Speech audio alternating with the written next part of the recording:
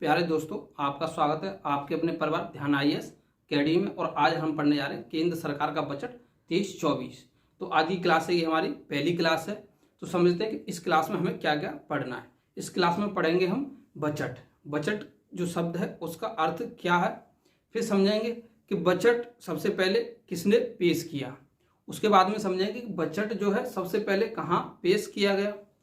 और उसके बाद में समझेंगे बजट का प्रकार, बजट कितने प्रकार का होता है।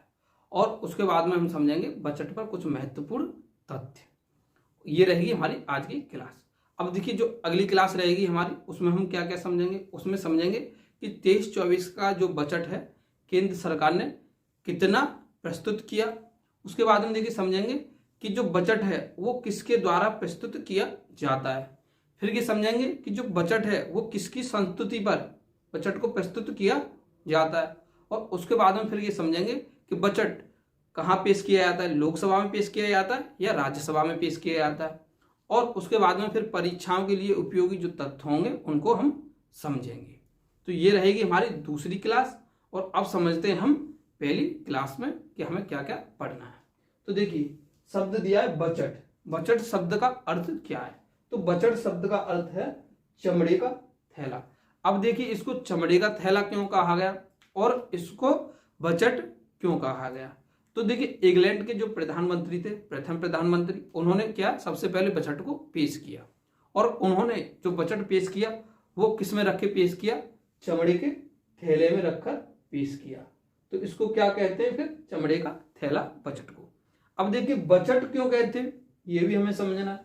तो देखिए, बजट इस वजह से कहते हैं कि जब बजट पेश किया जा रहा था तो जो सदस्य थे, जहां बजट पेश किया गया वहां जो उसकी संसद के जो सदस्य थे उन्होंने इसको क्या कहा, बजट ओपन्ड, कि बजट को खोला जा रहा है। तो वहां जो शब्द प्रयोग किया गया वहां क्या किया गया, बजट। तो इसको हम क्या कहने लगे, बजट। ये तो हमने समझा बजट कहां पेश किया गया। सबसे पहले इंग्लैंड, किसने पेश किया, वॉलपोल ने, जो थे इंग्लैंड के प्रथम प्रधानमंत्री। अब देखिए समझते हैं बजट का प्रकार, बजट कितने प्रकार का होता है। तो देखिए, पहले नंबर है संतुलित बजट। संतुलित बजट क्या होता है, जब बजट प्राप्ति बजट व्यय के क्या हो, बराबर हो। अब देखिए समझते हैं इसको आसान भाषा में। जैसे सरकार को टैक्स कितना प्राप्त हो रहा है, 1 रुपये प्राप्त हो रहा है।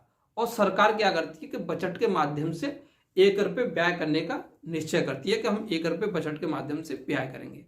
तो जो सरकार की आय है वो कितना हुई, 1 रुपये, और व्यय कितना हुआ, 1 रुपये। तो क्या होगा, देखिए संतुलन होगा। जब आय व्यय बराबर होगी तो संतुलन होगा। तो उसी को क्या बोलेंगे कि सरकार ने संतुलित बजट को पेश किया। उसके बाद में देखिए घाटे का बजट।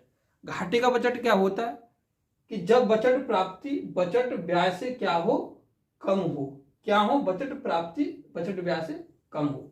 तो देखिए, जैसे सरकार को कितना आय हो रही है, 1 रुपये आय हो रही है, और सरकार क्या करती है कि व्यय कितना कर रही है, 2 रुपये व्यय कर रही है। तो क्या होगा, सरकार को घाटा होगा। और इसी को क्या बोलेंगे कि सरकार ने घाटे का बजट क्या किया, पेश किया। ये हमने समझा घाटे का बजट क्या होता है। फिर देखिए समझते हैं अधिशेष बजट। अधिशेष बजट क्या होता है, जब बजट प्राप्तियां बजट व्यय से क्या हो, अधिक हो। अब यहां प्राप्तियां हैं वो क्या है, बजट व्यय से अधिक है। जैसे देखिए, सरकार को 1 रुपये की क्या हो रही है, प्राप्ति हो रही है, और सरकार बजट के माध्यम से कितना खर्च करना चाह रही है, 50 पैसे। तो क्या होगा कि सरकार के पास अधिशेष बचेगा, शेष बचेगा। उसी को क्या बोलेंगे, सरकार ने जो बजट पेश किया है वो क्या है, अधिशेष बजट पेश किया है। तो ये हमने समझे बजट के प्रकार। अब समझते हैं कुछ महत्वपूर्ण तथ्य। तो देखिए, पहला तथ्य क्या है कि भारत में बजट प्रणाली की शुरुआत का श्रेय किसको जाता है, वायसराय केनिन को जाता है। ये 1860 में क्या थे, वायसराय थे। इन्हीं के कार्यकाल में क्या था कि बजट को सर्वप्रथम पेश किया गया था। तो इन्हीं के जो कार्यकाल में बजट प्रणाली को लागू किया गया।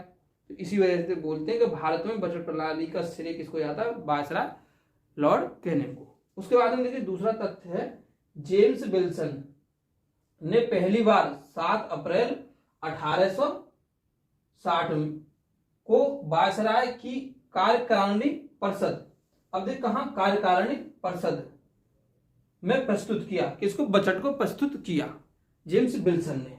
अब देखिए उस समय क्या होती थी, वायसराय की कार्यकारिणी परिषद होती थी। इस समय कहाँ पेश किया जाता है, लोकसभा में। तो उसी तरीके से पहले होती कार्यकारिणी परिषद हुआ करती थी, वहां बजट को पेश किया गया था सर्वप्रथम।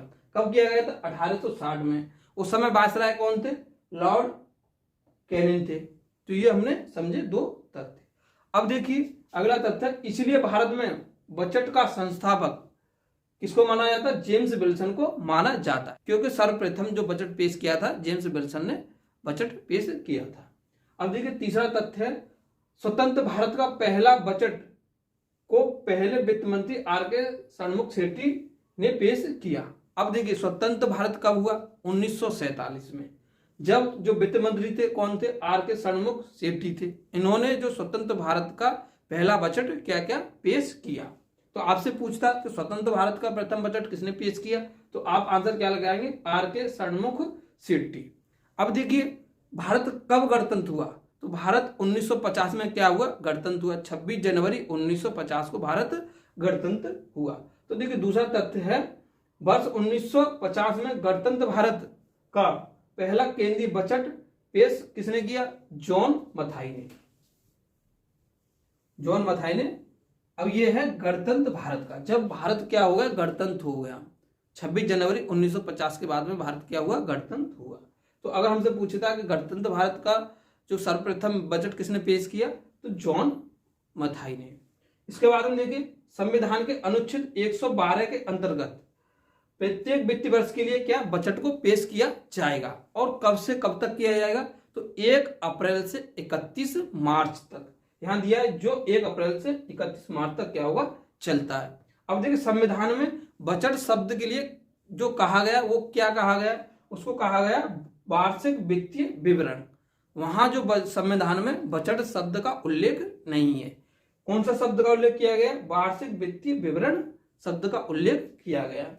ये तो हमारे रहे कुछ जो तथ्य थे।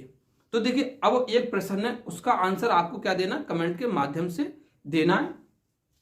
प्रश्न है जो आज का हमारा प्रश्न रहता है, इसका आंसर आपको देना है। देखिए भारत में अभी तक सबसे अधिक बार बजट किस वित्त मंत्री ने पेश किया, इसका आंसर आपको कमेंट के माध्यम से बताना है। और आज की क्लास हमारी यहीं तक रहती है। फिर मिलते हैं हम आपको अगली क्लास में, जो कि हमारी क्लास क्या होगी, बहुत महत्वपूर्ण क्लास होगी।